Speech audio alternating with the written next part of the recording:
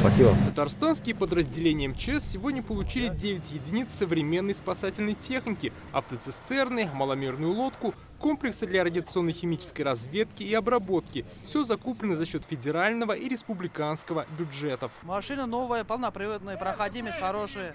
Все современно, работает отлично. Пожарная безопасность требует особого внимания, отметили на заседании. Это показало жаркое лето. В Татарстане произошло почти 5000 пожаров. Ущерб составил 500 миллиарда рублей. Хотя возгораний стало меньше, в огне погибли больше людей.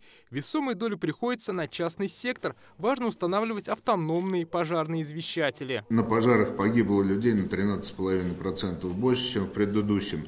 И я считаю, это серьезный недостаток в нашей работе. Необходимо самым тщательным образом проанализировать причины гибели людей, выработать комплекс мероприятий, направленных на стабилизацию обстановки. Еще одна приоритетная задача – улучшение гражданской обороны. В Татарстане уже принято решение создать новую региональную автоматизированную систему оповещения. Сегодня предложили проработать вопрос подключения домофонов. События, происходящие в зоне проведения специальной операции, опыт, приобретенный в ходе реализации указов президента Российской Федерации, требует от нас по-новому взглянуть на всю систему гражданской обороны. Защита населения республики от современных средств поражения спланирован на 100%. На поддержание в готовность защитных сооружений гражданской обороны к использованию по назначению в муниципальных образованиях и организациях республики выделено и освоено более 140 миллионов рублей. На примере Белгородской области сегодня многие субъекты страны, а практически вся страна, будет выстраивать систему гражданской обороны.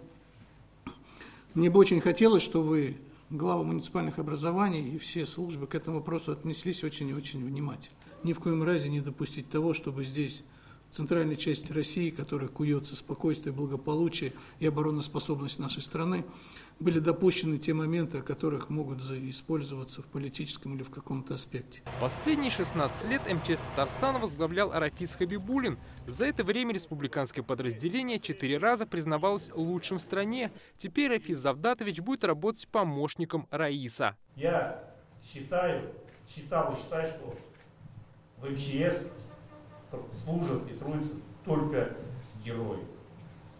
Только герои. Поэтому я еще раз благодарен вам за все, что вы со мной вместе прошли. Рафиса Хабибуллина поблагодарили за работу от имени полпреда президента России в Поволжье. Вручили генеральский кортик, и он попрощался со знаменем МЧС. Быть первыми в Российской Федерации – это о многом говорит.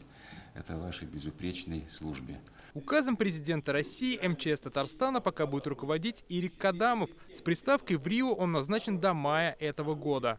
Ирик Киргизович несет полную ответственность за организацию деятельности как Главного управления МЧС России по Республике Татарстан, так и Министерства по делам гражданской обороны и чрезвычайным ситуациям. Я хочу пожелать вам успехов в новой должности. Понятно, что есть процедура, которая проходит, действует приказ в Рио, поэтому в рамках этого приказа работаем здесь. Спасибо.